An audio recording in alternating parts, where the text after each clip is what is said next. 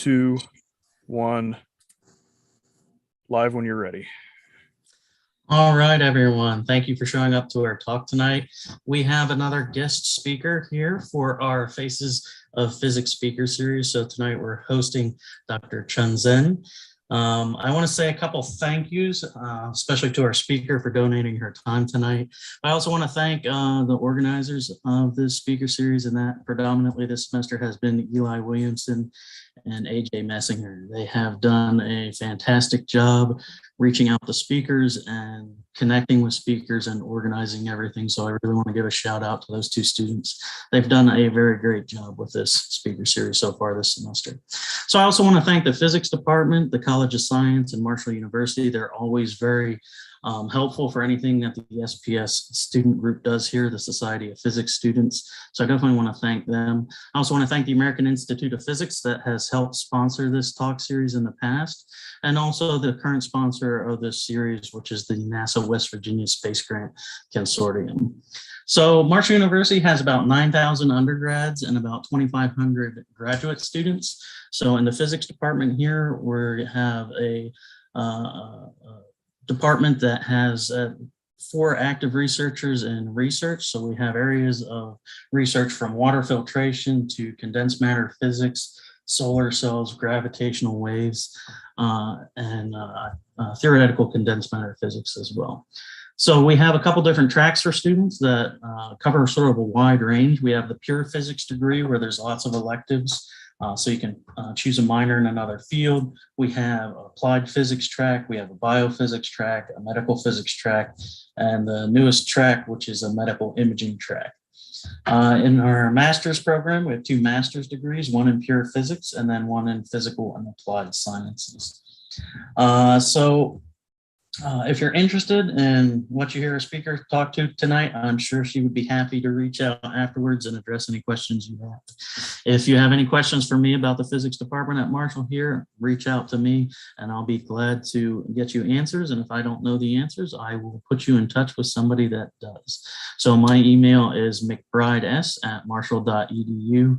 And if you have any questions, just please come and talk to me or shoot me an email and I would be happy to address those. So with that, I think I'm going to turn it over to Eli, and Eli will properly introduce our speaker. All right. Thanks, Dr. McBride. Thank you, everybody, joining us tonight. This will be the 13th talk in our Faces of Physics series, and I am very excited to hear about our speaker's work in quantum material physics, I believe. So I will be introducing her shortly, but I have a few quick announcements to begin. So after the presentation, just like all of our other talks, we will have a Q&A session at the end. We welcome and encourage you to share your questions in the YouTube live chat, which will be on the right of your screen whenever you're watching this on a desktop, or below it whenever you're watching on mobile. So if you enjoy this presentation, we hope that you'll join us for the future talks that we have in the series. More information about future talks will be announced soon. If you'd like to receive email updates about upcoming events, we have included information in the YouTube description where you can ask to sign up. While you're down towards the description, we would also like you to subscribe and like this video. So this will allow you to be notified of our future talks. Subscribing to our channel will. And if you wish to watch some of our previous talks, they can be found on our YouTube channel as well. So now it is my pleasure to introduce our speaker. Dr. Cheng is an associate professor in the Department of Physics and Astronomy at West Virginia University. She graduated from the Special Class for the Gifted Young program at the University of Science and Technology of China in 2004. After receiving a PhD degree in physics from the University of Pittsburgh in 2010, she worked in IBM research until 2012 before joining WVU. Her current research focuses on the nanoelectronic and nanophotonic properties of quantum materials. So thanks again to all of you for coming out, and a huge thanks to Dr. Sun for taking the time to talk about her work amidst her busy schedule. And without further ado, Dr. Cheng.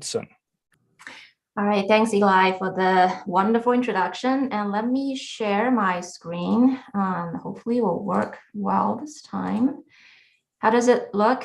Do you see my screen? Okay, cool. All right.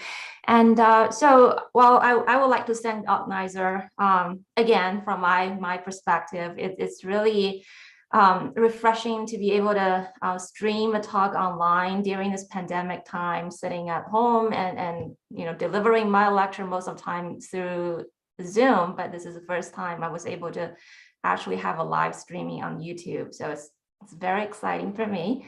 And tonight, good evening, everybody. And I will be talking about quantum phases on demand.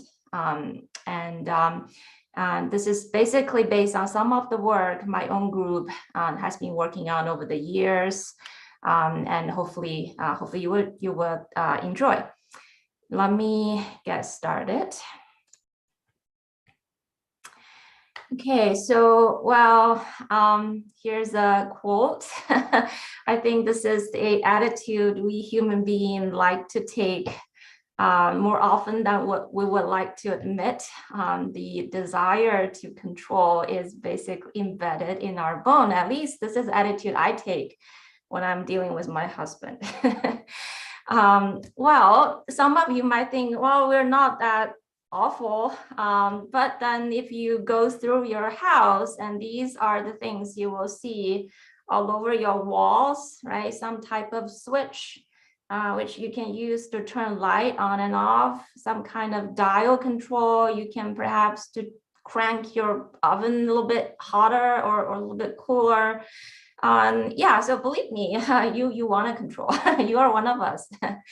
But if you think about it a little bit more, the fact that you flip a switch or you turn a dial, what are you doing? What actually physically is happening is that you are basically controlling how much current you're deciding to put through your light bulb, for example, how much current is going to run through the filament inside of your oven. So you're not doing that much of anything to your bulb or to your oven. The oven is the oven, the bulb is the bulb,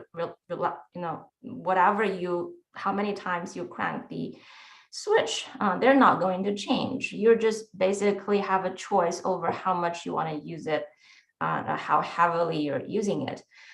You don't, for example, you would never see a switch on any of your appliances that can flip a switch and change an apple into an orange. I bet you don't have one of those in your household, right?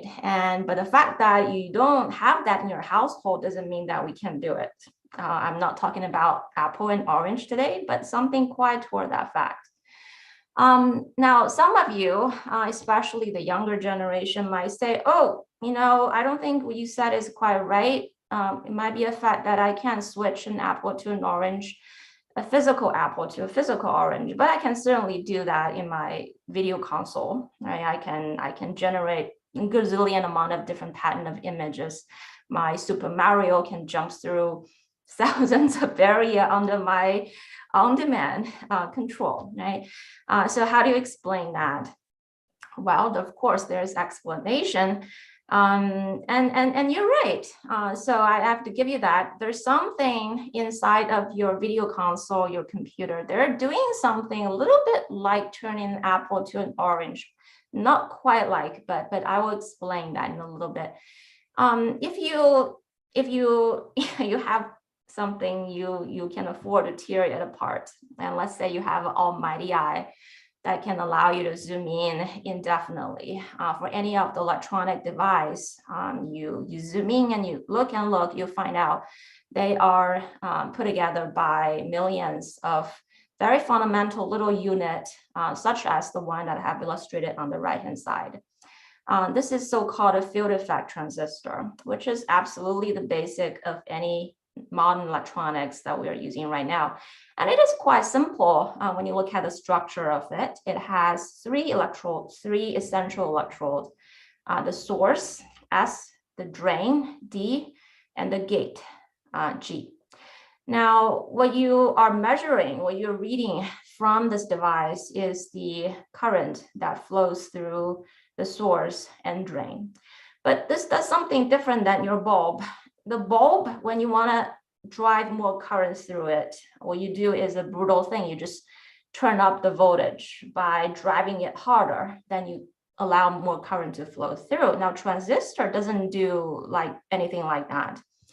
If you wanted to give yourself more current between the source and drain electrodes, what you do, instead of applying a higher voltage, you actually turn the material between the source and drain into a more conducting version of itself, let's say a conductor.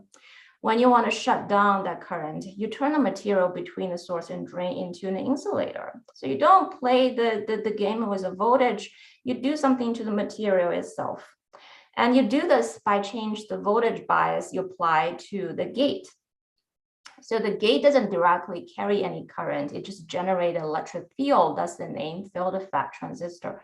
But this electric field can turn this material. Now here, what I draw is a very rudimentary band structure of a semiconductor. You don't have to know exactly what a band structure is. You can sort of think of this material that has like some kind of podium, has finite number of seats, but not for person, for electron. And if for an insulator, basically you have a section of your theater is fully occupied. Each seats are all being occupied by an electron. And another section, isolated from the first section, is completely unoccupied. And then these electrons, they sit on their seat, they look around, they have no other places to go. So they're basically frozen. You can think of it in some extent frozen on their seat. They're not moving, so they do not carry any current. This is an insulator. And then if you want to turn that into a conductor, all you need to do is to change the boundary, right? Change the gate. This gate is what we call Fermi level, is the energy level the electron allowed to go up to. But you can imagine this as a gate, a physical gate you put in a theater. Before, the electron can only allow to stay below this gate. Now, if I raise the gate, the Fermi level above into the conduction band, into another section of seat, then my electron can go to that second section. Then it can explore that section, it can move around. Now, as electron allowed to move around, they can carry current and thus become a conductor. So this is what the bias, the voltage, the field does by applying a voltage to the gate. It can turn, by moving this gate, this Fermi level in a semiconductor, it can turn a material from an insulator to a metal, to a conductor, right? By doing this, then you're changing how much current is allowed to flow through between source and drain. And then you're reading this, you can say, oh, maybe my conducting state is a 1, my insulating state is a 0. Then you have a way to encode this particular transistor. And if you have many, many of them, then you can do some more complicated logic operation and then go from there, eventually build your video console and stuff like that. So, so this does quite a bit more than a regular light switch will do, right? So it does change the property of the material. But if you look at it a little bit more carefully, and then you realize all you do, your theater is still your theater. All you do is how you lay, where you position your section gate, right? You place your section gate within section A or within section B. I mean, from the fundamental level, it is still the same theater. You're not really changing it to something else. So I wouldn't say this is necessarily changing from an apple to an orange. I would say probably from an apple to a bigger apple, perhaps, something to that effect. But I by no means I'm saying doing, build or design field effect transistor is easy. Actually, that's a very evolving, very complicated job, even to now the most frontier technology. Our fab, our designer pour in tens of millions of dollars just to make better transistors. To give you some example, there are some of the more recent version of the transistors that we're using in your current computer, for example, Intel current 14 or 7 nanometer nodes of technology. The whole driving force behind of all of these involvement is to make sure that you can make a device as small as it can be. This channel region between source and drain, we are downscaling it as much as we can.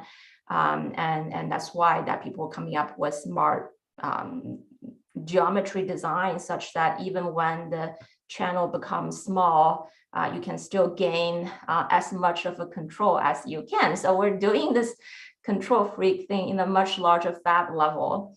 I used to work at IBM, so I directly worked at something like that. I think at that time, that's probably about 10 years ago.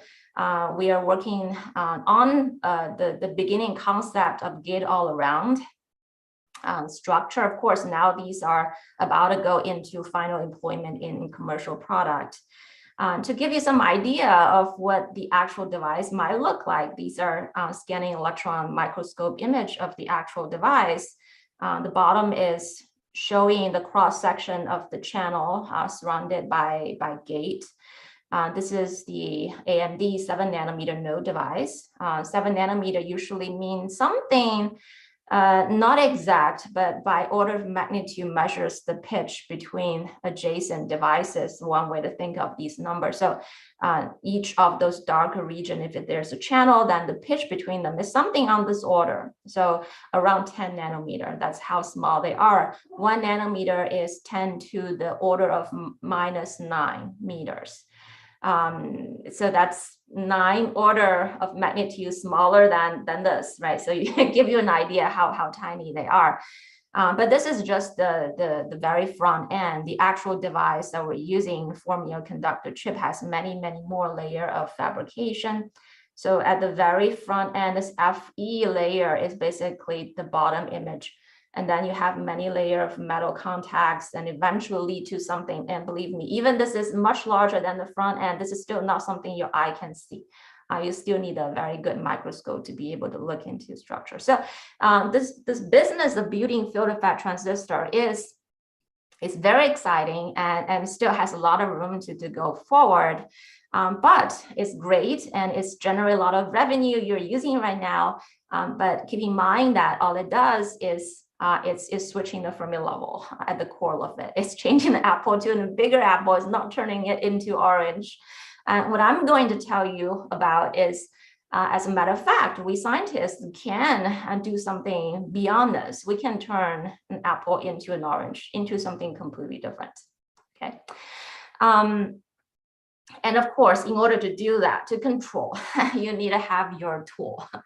And in this case, the first category of examples I'm going to give is done by using the tool of atomic force microscope.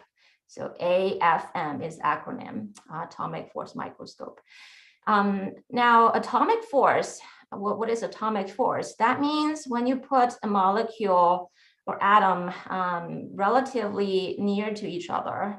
By relatively near, I mean in the order of several tens of nanometer to a couple of nanometer in that scale. So this is not some macroscopic lens that we're dealing with as a human being in everyday life. We're accustomed to things like centimeter, inch, feet, or meters, right? So they're much more smaller than that, but they're not that small as you will cut into the chemical bond between atoms. You're not necessarily triggering any chemical reaction.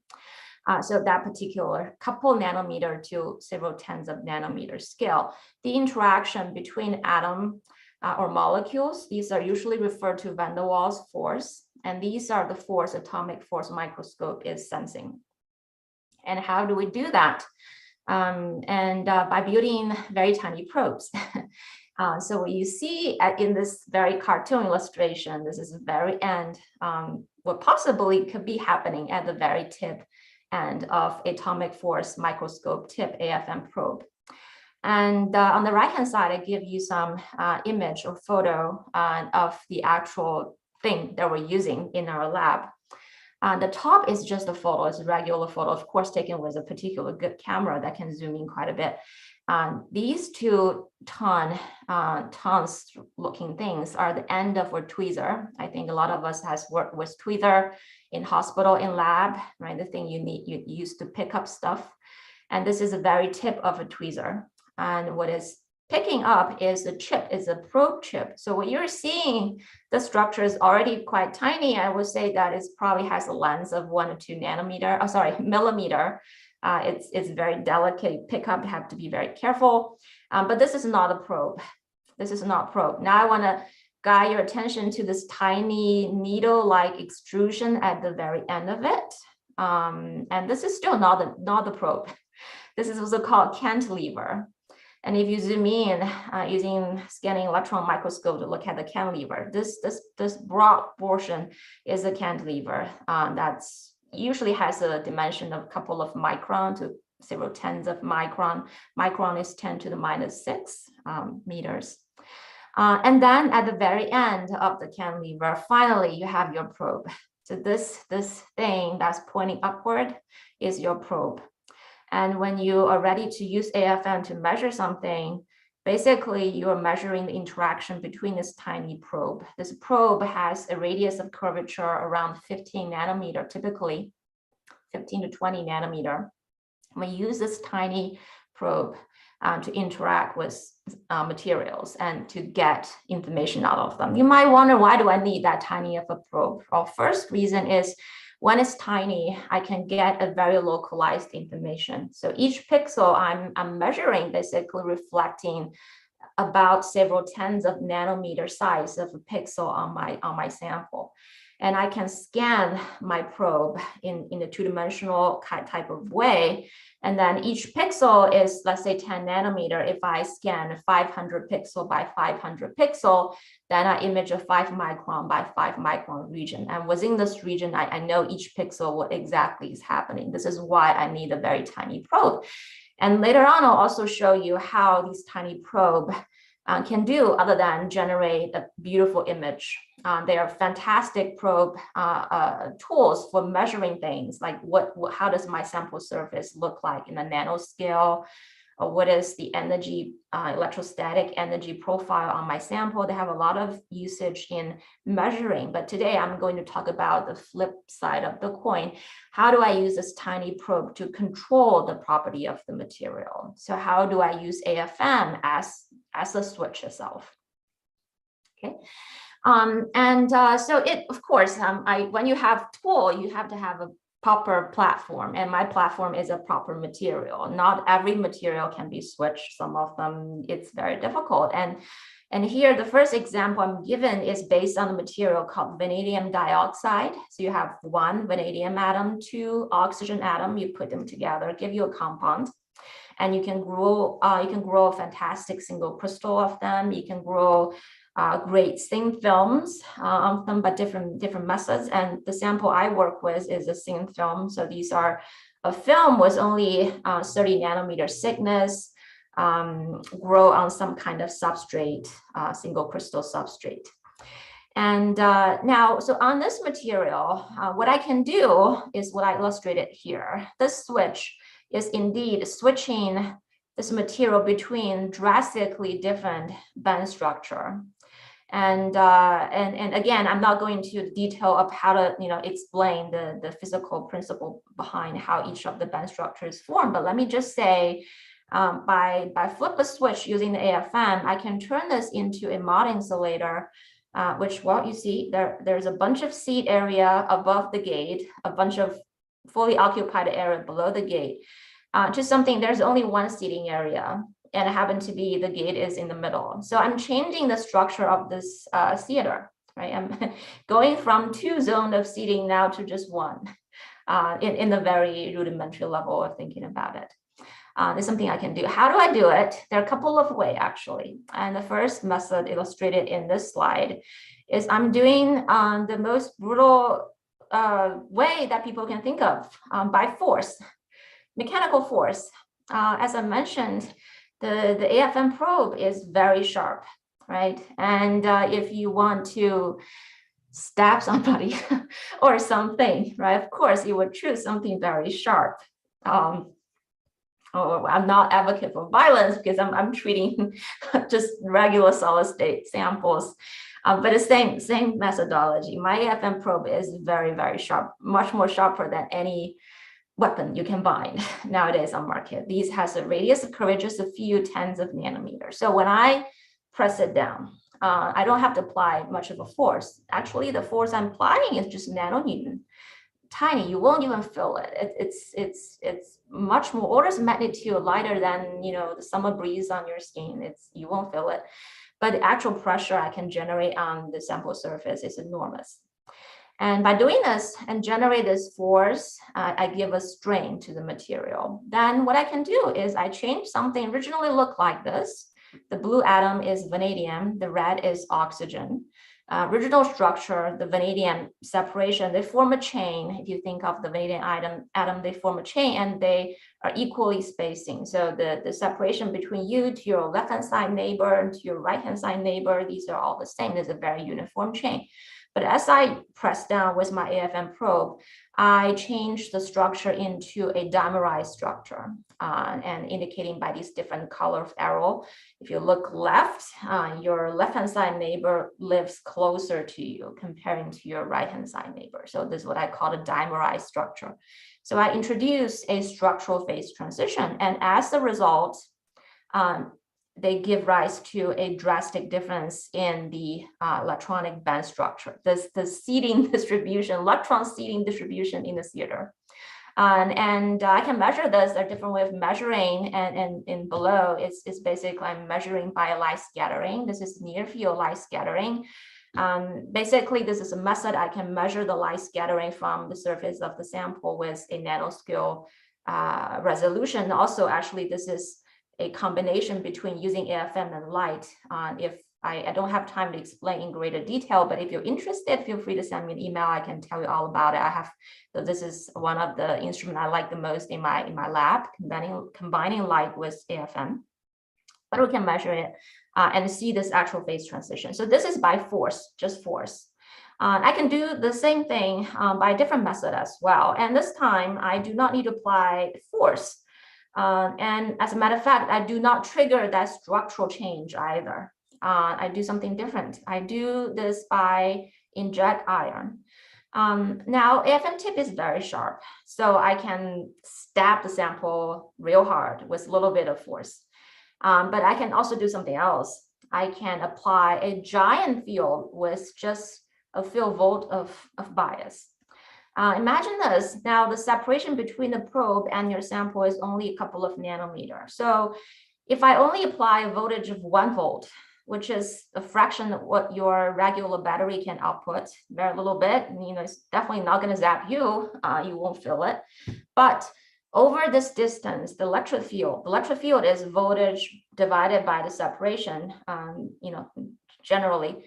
And then 1 volt divided by 1 nanometer will give you 10 to the order of 9 volt per meter. This is a huge, huge amount of voltage. This is more than if you're hit by lightning. This is more than that, but it's felt by the sample. So this really huge field, what it can do is can ionize water. The experiment is done in the air. So between the tip and the sample, there's always some water droplet in between. So this field is large enough that it can ionize your water molecule and use the water molecule as the media. They can pull the oxygen atom out of the material. So convert it from a very pristine, everything sit in that proper position type of lattice structure into every once in a while you have a vacancy of oxygen. The oxygen is just missing. You don't need a whole bunch of these oxygen. Just a very light, very little density of oxygen vacancy can do this trick. And by introducing this oxygen vacancy, they can actually donate electrons to the material. And this electron is what we so called a strongly correlated material, where if you add some electron to it, it actually trigger a very cascaded effects all around in terms of the structure, electronic, optical response, everything. And this cascaded effect and this probe injected iron allowed me to drive a phase transition from something like this, a mod insulator, into a metal by apply a bias. I don't need to stab my probe down. I just apply a small bias. And I can introduce a control like this. I can flip a switch, turn something from, well, apple to an orange, right? As one example. And now you might wonder, why would I want to do something like that? It's very, very useful.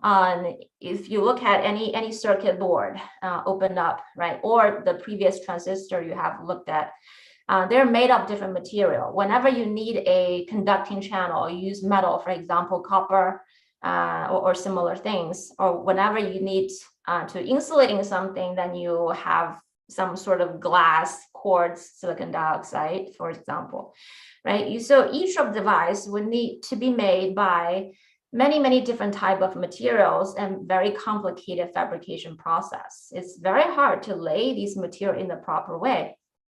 But now I do not need that. With the same type of material, I can turn it into a metal. I can turn it into an insulator. As a matter of fact, I can also turn it to some other structure, a layered structure, which is not mentioned here. And the benefit is using the single type of material, I can write the whole fleet of device on the single platform. I don't need anything else, right? And so this is one way of demonstrate what I've just said. I start from just the film, and now what I want to have is a waveguide for light. This is for a special type of light called surface plasmon polariton. It is a way you can think of it as a special mode of light that you can combine light on your sample surface down to the scale of several tens of nanometer. And I want to have a waveguide like that, or in a more common term, I want to draw a fiber like that, right? If I give you, imagine your cable optics, I mean, they're bulky, and you certainly cannot create a fiber out of nowhere. But in here, I can. I just take my AFM probe, I apply some bias, I draw it as a pen on the surface of my sample. I just drag it across. I can draw myself a waveguide for plasmon, and I can measure it. I can see the wave propagation interference of the plasmon inside of the device. So instantly, this is just one demonstration. I have a channel. You can imagine I can draw the channel whatever arbitrary way I can imagine within the 2D plane.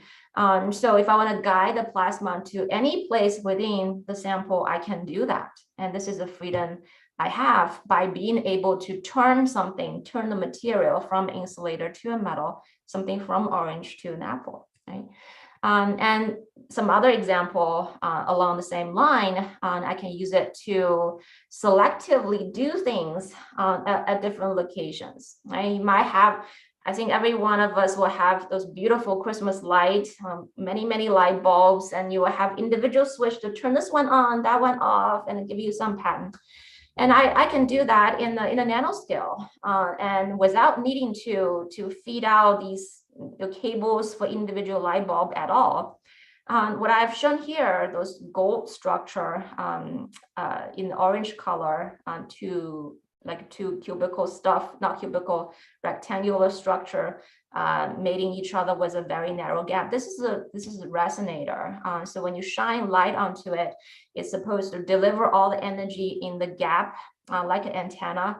You have a very strong focal spot, very bright spot, which we can measure in near field, as the image showing on the right. Now I can control the material under the antenna, control their material phase, and to use that to affect how strong of a resonance I will have within the gap, or whether I have a resonance at all. So I have two such antenna. They're made identically within the same batch. And all I do is take my AFM probe, I write something around the first antenna, and then when I shine light onto them, you only see a hot spot in the second antenna. The first one is off. And I can turn around, take my probe and revert the whole process and write something around the second antenna. Then you will see the distribution of the resonance of hot spot will be flipped. Right. So to some effect, I'm switching my nanoscale light on and off, but not with individual switch. All I need is a single AFM probe to do all of that. Okay. Let me check my time. Okay. All right. And there are other examples, and for time's sake, I'm not going to go through it. You can do programmable flat optics with it. Basically, with a pen and nanoscale, right? You can draw arbitrary stuff at the interface as you would wish. And another example is at a different material platform. The first one is vanadium dioxide. The second one is an interface, is a heterostructure between two oxides, the lanthanum aluminum oxide and the strontium titanium oxide. And the intriguing part of it is each of them are perfect insulator, very wide band gap. They're like your regular glass you use on your window. They're definitely very transparent. They're very insulating as well. But a very interesting thing is when you sandwich them on top of each other and you do it's a similar trick as I've mentioned before. You take your AFM probe, apply a bias, you write on the top. What you can do is not something directly to the top surface of the sample, but you can dope electron into the interface and you make the interface between the two perfect insulator into a metal. So you have a two-dimensional metal sandwiched in between two insulator. And this is what we call two-dimensional electron gas or 2DAC. And this material, because it has some different intrinsic property as the first one, so the result of it, the AFM writing, varies comparing to the first particular material platform of VO2. In the first one, I emphasize on how to use it to control plasma and how to control this light combined on the sample surface. And this one is more electronic. We can control things such as some electronic logic or single electron transistor, or can do photovoltaic. In fact, I have some slides. I'm going to flip through them probably relatively quicker to save us some time. But this is something that we have been working on for probably the longest amount of time during my research career. So there's something I hope quite dear to my heart. But let's just go through them real quick. This is, I can write a transistor, right? Remember I said a transistor has source, drain, and gate. They're usually made of, metal deposited on material with some insulating in between to form a dielectric. I don't need any of that. I can just take my FM probe, I write something and look at the scale of it. It's really tiny and it operates, right? I can have an N type of gate. I can have an OR type of gate. These are all logics we use that we have to have in our modern nanoelectronics. And single electron transistor, when I make stuff small enough, I can get into a regime where the electron does not go through the channel in a bunch. They go through them one by one. There are a lot of quantum phenomena that are associated with it. Again, if you're interested, please email me and we can talk about, okay, ask during the question answering session that we can talk more about these. Some programmable photovoltaic device. And I would like to take probably the last 5 to 10 minutes to talk about different form of switching. The first example, being of examples I'm giving is I use AFM probe as my switch to turn some apple-like material to a orange-like material. But I can use other things as well. In my lab, the two tools I use the most often, one of them is AFM, the second one is light. So here is, I want to show you how I can use light to control material, use light as a switch. And light, we're all very familiar with light. But if we turn around and think about what light is electromagnetic wave, is a type of wave. And wave has a unique feature that, DC voltage or AFM probe do not have. Wave has frequency. Right, so usually you probably see a chart like this quite often. You have different type of electromagnetic wave. They call it differently. Some of them are called visible light, or means where human eyes can see. These are visible light. Some of them are gamma ray, cosmic ray, X-ray, or a different name, or radio frequency wave, or things like that. But actually, all of them are the same thing. They're all electromagnetic waves of different frequency. It just happens to be the visible light is at a frequency that if you take a look at the peak of the vibration, you count how far away they are. This wavelength is several hundreds of nanometer. And then if you go to longer, these are what we used for listening to radio, for example. If you go to a shorter frequencies, these are things we use to examine your chest, or to do imaging for more delicate structure to look at the atom arrangement in the material, things like that. And this gives us a great deal of benefit. We can choose the frequency of light and use it to match certain things inside of the material, to match certain things that you can think of it as the most sensitive spot of a material, where if you strike right there, it's going to trigger some most drastic effects. So you have that choice That's the thing I love most about light. You can change the frequency, you can change the wavelengths. And now use light. What do I wanted to control? I wanted to control a phenomena called superconductivity. And that shouldn't be, I think everybody is more or less familiar with superconductivity. Basically, it's a state where material can have zero resistance to electric current, right? In the light, the electrical current can flow through without any dissipation, does not generate any heat. And we all want to have superconducting cables to carry the electricity to our house, but unfortunately, none of us is having that luxury at least now. Because the material, we do not have a room temperature superconductor yet. All the current superconductor that we have, and this chart shows some typical examples of different materials.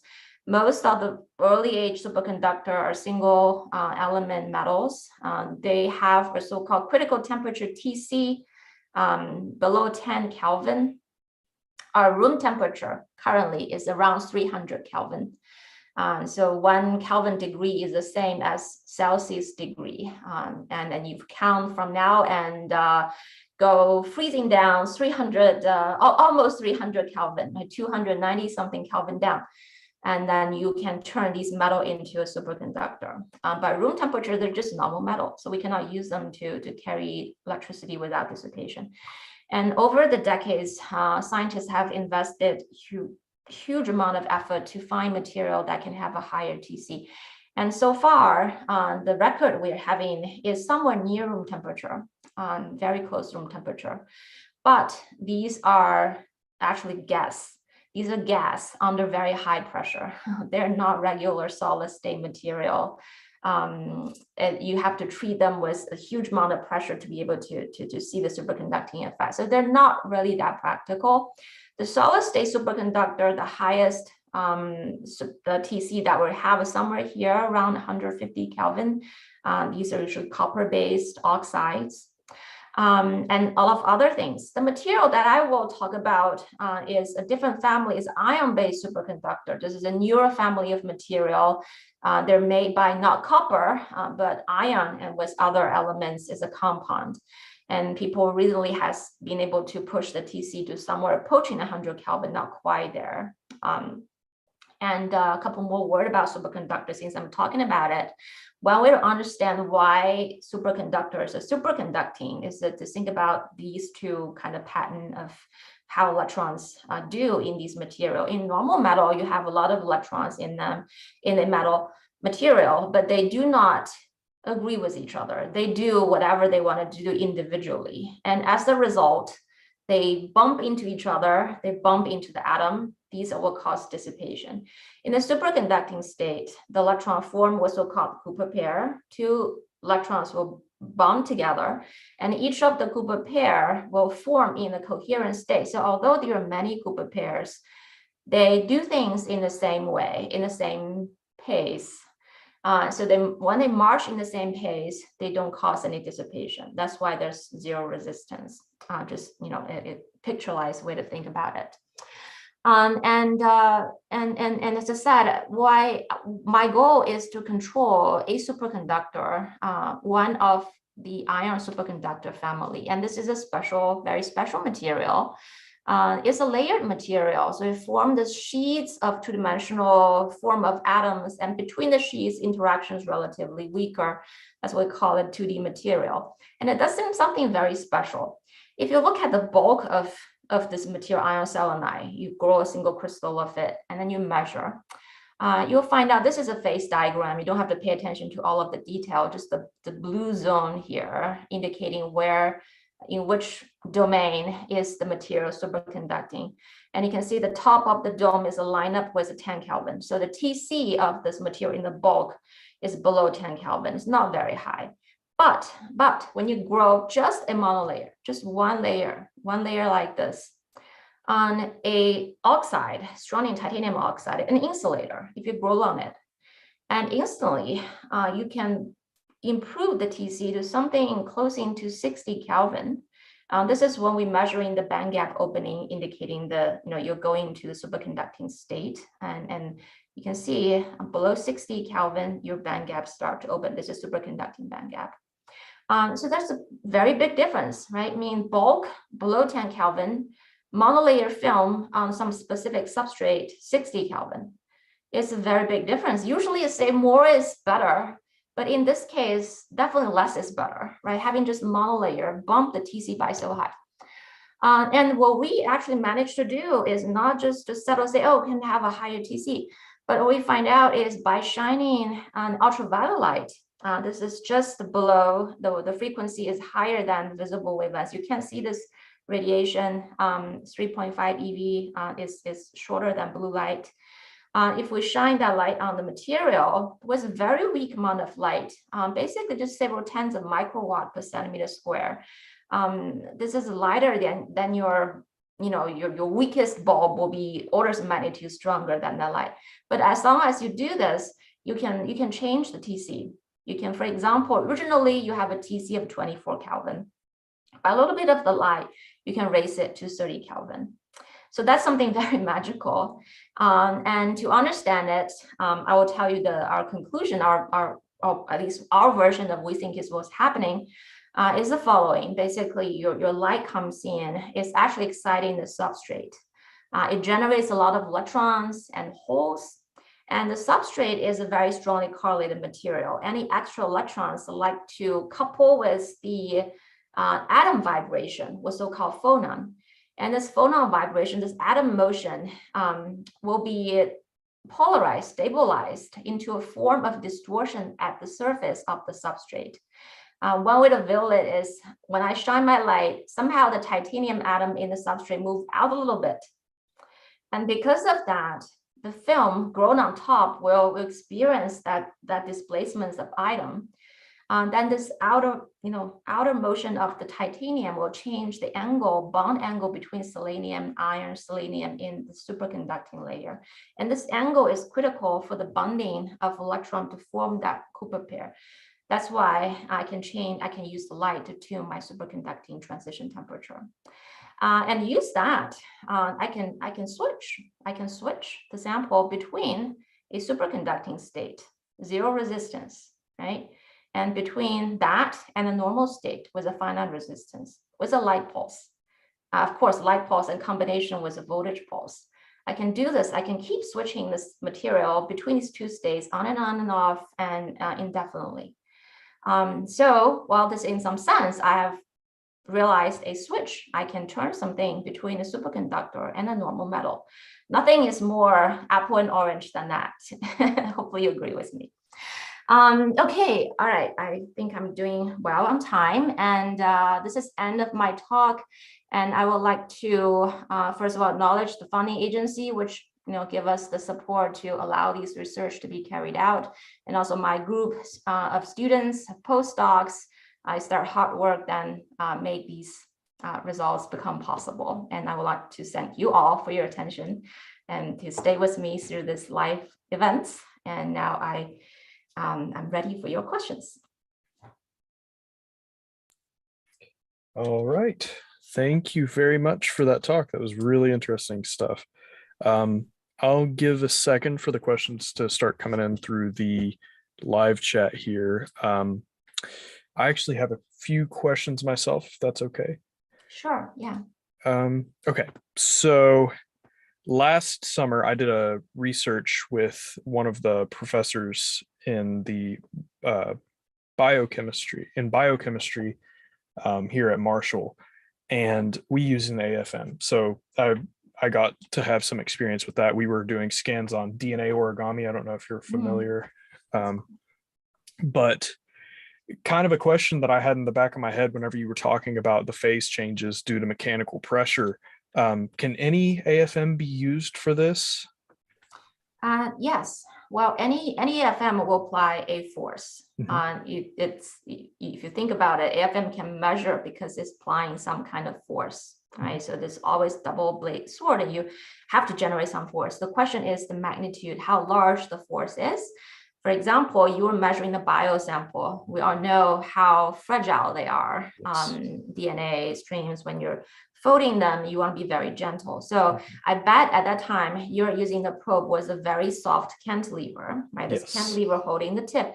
By soft, I mean the hook constant is very small, right? So it needs a very large displacement to generate the same amount of force. The intention is to be as gentle as possible. So when you use that type of probe, you can apply force, but probably smaller.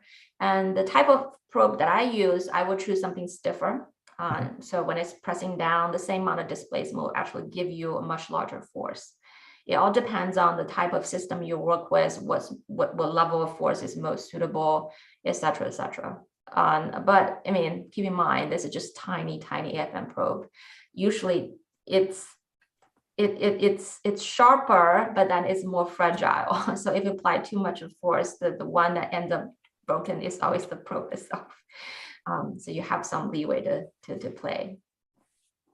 I know, Eli, you few questions, but mine's kind of related to the force as well. So that was definitely a very good talk. I'm always excited when I see the use of an AFM because I spent a good portion of my life as a graduate student at one point in time sitting in front of an AFM. So I appreciate the work done with them. So going back to the sort of the title of your talk with, the phase changes on demand and the switch idea, which is perfect for this.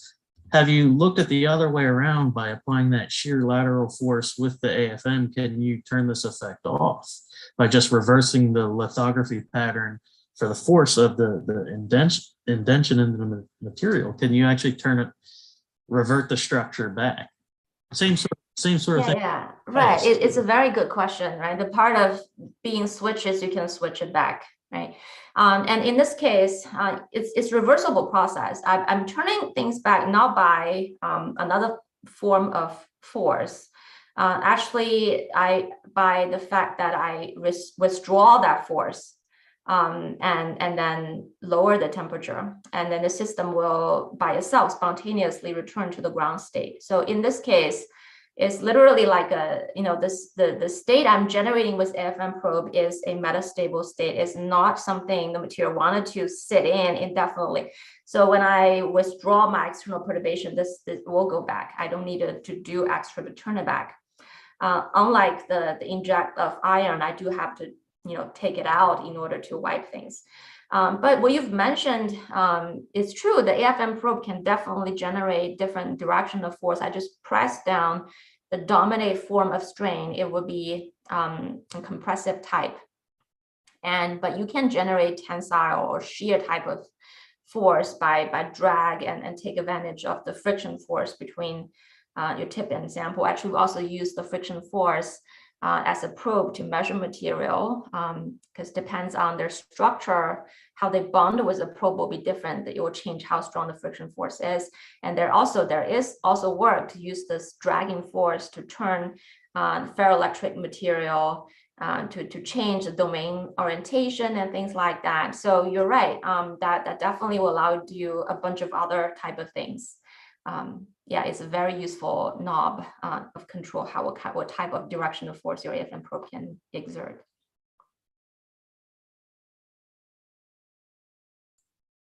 Okay. His questions are probably going to be a lot more in depth than mine because he knows more about physics. The difference between a PhD and an undergrad. But I kind of wanted to. I was kind of wondering about what got you introduced to physics, because I know you mentioned the School for the Gifted Young, something like that in your bio. I was just wondering how you got your start where you are. Okay. Well, so what got me started, actually, you mentioned the special glass for gifted young. That's actually, I have an interesting story to tell about that. I didn't get into the field of science just, I was born, I just want to be a scientist when I was 10 years old. No, it's not like that. As a matter of fact, when I was about to choose college, this decision was forced to be made earlier when I have to choose a high school. I have two choices, and one is very far away from my home, and very strict. And the other one is an entry program for this special class. And it's much closer to my home. And at that time, being a kid, I just want to be staying closer to my parents, just want to go easy on myself, really. I choose that entry program. It happened to be very selective, but I figure, I'd rather just sit down and solve a bunch of problems and get myself into the school rather than, have to be very far away and then, very strictly disciplined. That's not what I want. So I go to this entry program for this special program, a special class for gifted young. And what it does is it trains scientists. So it's not for if you want to go to liberal art, this is not a program for you. It's basically math and physics as the two most emphasized direction of branch. But people also go to, bio, EE, and things like that. When I was in the program, I'm most fascinated actually by math. I was much better with math. I'm pretty good with math. And physics is, I feel, when it has so much uncertainty, math is so beautiful. Everything is so certain, physics have to do this approximation, that approximation. And I just don't like that. But at that time, I had this notion in my head that math is very unrealistic, that somehow if you do math, you can't find a job. I don't know how that notion get into my head. It's completely wrong. All my classmates who did pick math as a career, they're Wall Street, they're making several times more than what I'm making now. But I had that wrong conception. So I said, okay, I'd better just stick with physics, something more practical and condensed matter physics. It's like every, not far into the galaxy is something very down to the earth, and we can all hold a, some device and something like that. That's just the reason I choose physics path. It's not an educated choice. I have to admit, it's a quite random. It's guided by wrong conception and things like that. But I'm very glad I picked it because I really enjoyed the later time, especially when I go to PhD program and started to experiment myself. The fact that you can. It probably is also why I like to control these materials. As a physicist, you have especially as experimentalist, you have the largest amount of control you can have over what you do, right? You put together, if I want to do optical experiment, every mirror, every beam splitter, I assemble them, right? If I want to measure something electrically, I do all the wiring, all the reading of the instrument and programming, design of the experiment. It just gives you this, and when you're done with something, then you think back, and your whole vision of the thing changes as well. And at the end, it gives you this sense of rewarding that's just not comparable. I cannot think of anything else quite comparable to that. I feel, I really understand this. I understand how it works, and I can make it work the way I want it to. And this feeling of clarity and being able to control is just wonderful. It's fantastic. And knowing that you're doing something that nobody else can do in this world, that I can't complain either. All right. Well, thank you for that. So we haven't got any by questions. By the way, I want to add, actually, I'm a, now I'm not just myself as a student. I'm a teacher now. I coach students, mentor students, and from that perspective, I do want to mention this. So condensed matter has a great career perspective. For example, I mentioned at the beginning, making these transistors, the semiconductor business. Each year, they pay very well in the fab. A lot of my students, they come in and say, oh, astronomy is so cool, and the bio, all those pandemic things, but condensed matter physics, you can do a lot of interesting things with it as well, and it pays well. It gives you a good career. You don't have to be a faculty like me, do your own independent research. You can be an engineer as well. You can be an educator. There are multiple paths of career. Even as independent researcher, you can be in the universities kind of set up like I do, or you can go to national lab, working on much larger scale of infrastructure. You can go to industry research setup like I did back in my year with IBM. A lot of choices, a lot of interesting to do. So if you're for audience sitting in front of YouTube video and some of you are thinking about how to choose your career, I'll definitely advocate for this condensed matter physics. It's something you don't always see fancy picture in the newspaper, but underneath is something definitely worth considering. If you want to know more, you can. I'll be more than happy to talk to you to give you more information. All right. So I've got a couple more questions. We haven't gotten any in the chat. I think a lot of the people that would be more willing to ask questions, I think they're preoccupied tonight. I got a few emails saying that they had places to be and stuff like that. But I'm sure they'll watch later and they may email you. So if they need contact information. Yeah, that's perfectly fine. Okay. So I've got a couple more questions for myself here. So I know a lot of electronic advancement has come by shrinking the form factor of transistors.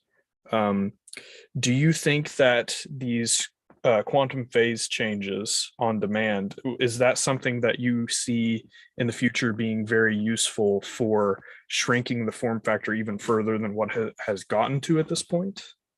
That's a very good question. And my answer to that is it's different than what you have described. The semiconductor business has, they've been talking about is just drive the size of the device down so we can fit more, right? So we can fit more device, then we can do more things at the same time to have faster processor and things like that. But the point of looking into these different type of material, they can have those quantum phase transition, is not really about to have the same type of transistor, smaller and more on the chip. It's really to develop different type of device that by themselves, the way of operation is more powerful than current semiconducting transistor, right? Semiconducting transistor, for example, is just on and off electronically. You measure current, it's on or off. And I think another term that we often have heard recently is quantum computing, right? Quantum computing does not stick with this 0 and 1 notion, right? It's talking about changing of quantum state. Now, quantum state, we know about Schrodinger's cat, right? Two different states can coexist with some probability between them. They can form entanglements. And how do we use these different states? We definitely do not want to stick a quantum state in a classical transistor type of device, because that will be the waste of the amount of information that type of states can carry, right? Or you have something, you use a transition for semiconductor, it's just how conducting it is. But for those newer material, it means that, oh, my structure has changed. I literally has expanded in some way, for example, or my light reflectance has changed. Or I become magnetic in the meanwhile. And none of these things are present in the regular semiconductor transistor. But having these give you an opportunity to generate encoding information and doing the reading from different dimension, right? You are not just changing the number in a single dimension, you are broadening your dimensionality, right? So that's going to give you an explosion of enhancement of the things you can do, even with the same amount of device, the same size. Right. So yeah, so that's my I hopefully addressed the question. It's the emphasis is actually not to keep downscaling. It's really to do something very, very different, to shift the paradigm, to do things in a very different way, to achieve a stronger power and go outside of the box. We don't stick with the transistor idea. Apples to oranges. Exactly.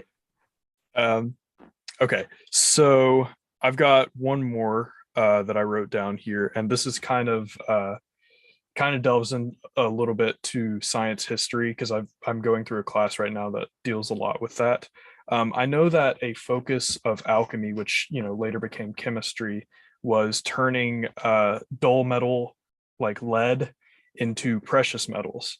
And with your quantum phase changes, and this may be like something completely crazy because I know they're elements and stuff, do you believe that anything like this could ever happen, changing a metal, like a simple metal, to a precious metal? Okay, I'm going to answer this question from two perspectives. First of all, I'm not changing element. Definitely not. I'm not changing lead into gold. And that's in the nuclear reaction domain. That's not what I'm doing. No.